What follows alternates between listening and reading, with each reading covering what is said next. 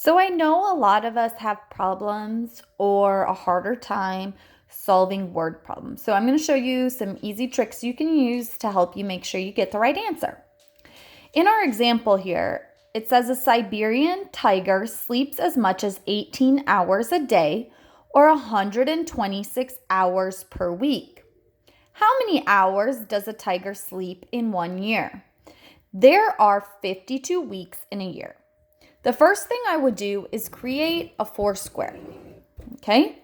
I would label the first one read, second one think, third one solve, and the fourth box answer/check. Now, what you're going to put in the first box is the question. So when I reread this problem, a Siberian tiger sleeps as much as 18 hours a day or 126 hours per week. How many hours does a tiger sleep in 1 year? So I'm going to write the question here. How many hours does a tiger sleep in 1 year? So that's the question I need to solve.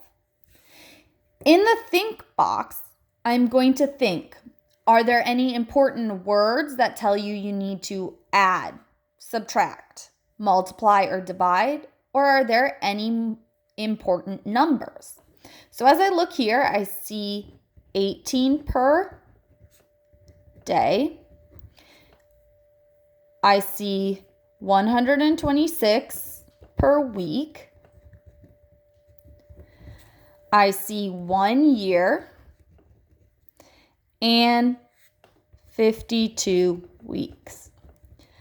Another thing I notice is that when you're trying to figure out how many in a bigger amount of time, it's usually going to be multiplication.